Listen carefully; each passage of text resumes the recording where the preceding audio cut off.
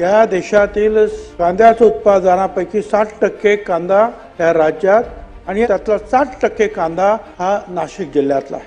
आज प्रति क्विंटल 1500 रुपये खर्च येतो आहे। बांगलादेशामध्ये कांदा निर्यात होत होता, त्याने 10% आयात कर लावलं, यांनी 20% निर्यात कर। आता हे 30% झाल्यानंतर आपला शेतकरी आणि व्यापारी हा आंतरराष्ट्रीय बाजारपेठेत टिकत नाही। आपण त्वरित भारत सरकारला सांगितलं पाहिजे की तुमचं 20% निर्यात मूल्य आहे ते ताबडतोब हटवण्याची गरज आहे आणि ते होऊ शकतंय। आपण कांद्याचा खर्च 1500 रुपये, 50% नफा, 2250 रुपये आधारभूत किंमत ठेवावी।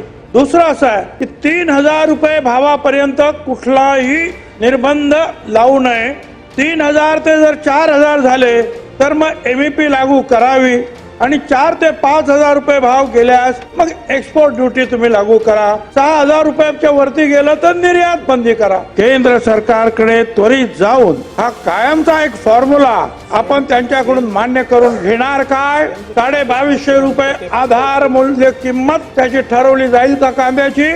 की कदाचित मंत्री महोदय सांगतील की आम्ही नाफेडना उतरवतो आहोत आणि त्यांच्या मार्फत खरेदी करतो। अध्यक्ष महोदय, मी आपल्या निदर्शनात आणतोय तिथे जे काहीतरी शेतकरी काही कंपन्या वगैरे स्थापन करतात, हे नाफेडवाले जे त्या कंपन्यांना अधिकार देतात, गरीब शेतकऱ्याकडून जाऊन अतिशय खालच्या दर्जामध्ये ह्या कंपन्या तो कांदा विकत घेतात, आपल्याकडे स्टोअर करतात आणि नंतर भाव वाढल्यानंतर तो बाहेर काढतात। त्याच्यामुळे शेतकरी तो मरतो आणि मधले जे काही असतील, कदाचित राजकारणी असतील, काही पुढारी असतील, त्यांचं ते फावतं। म्हणून या नाफेडनं सुद्धा जे आहे 2250च्या खाली जो आहे तर त्याच्यावरतीच कांदा खरेदी केला पाहिजे किंवा त्याने मार्केटमध्ये उतरलं पाहिजे।